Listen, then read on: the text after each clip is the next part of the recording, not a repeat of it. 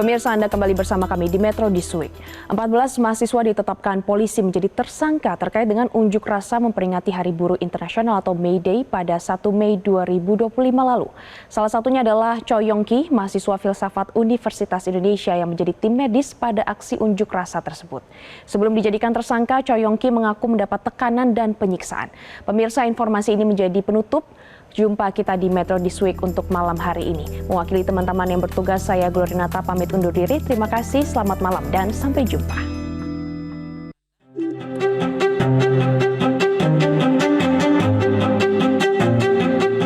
Ada suara yang provokasi. Ini yang tadi lempar-lempar. Otomatis mereka langsung tangkap.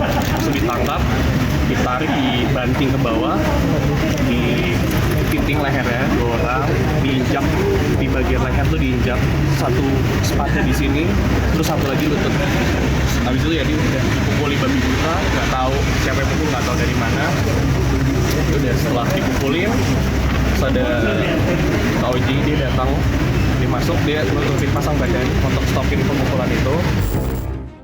Inilah pengakuan Choi Yong-ki, salah satu dari belasan mahasiswa yang ditetapkan sebagai tersangka oleh Polda Metro Jaya terkait kericuhan yang terjadi pada aksi unjuk rasa memperingati Hari Buruh Internasional atau May Day pada tanggal 1 Mei 2025 lalu.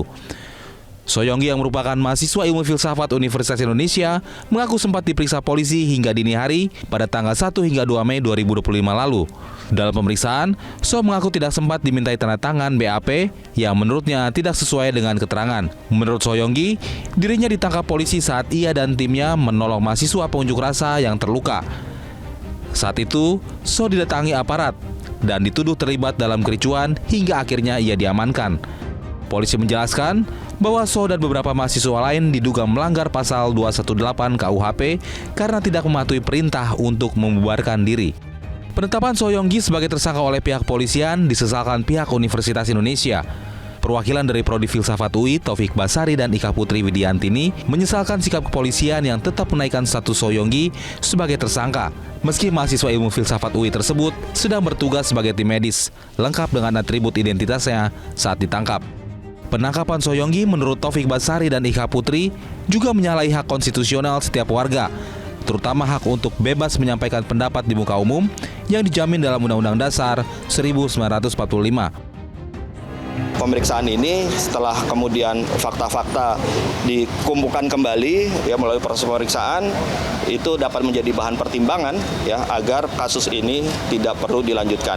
Dan terlebih lagi kami juga memikirkan dari kampus mengenai bagaimana kelangsungan akademik dari mahasiswa kami. Oleh karena itu kami akan terus mengawal proses kasus ini dan juga berharap akan ada perbaikan untuk demokrasi kita di masa mendatang. Yong-ki pada saat kejadian sedang bertugas sebagai tim medis lengkap dengan atribut dan perlengkapan medis, tapi tetap mengalami kekerasan fisik dan ditangkap. Penangkapan terhadap peserta aksi tersebut, terutama dengan kekerasan, menimbulkan pertanyaan serius dari kami mengenai penghormatan terhadap prinsip-prinsip perlindungan sipil, termasuk perlindungan terhadap petugas medis dalam situasi aksi damai.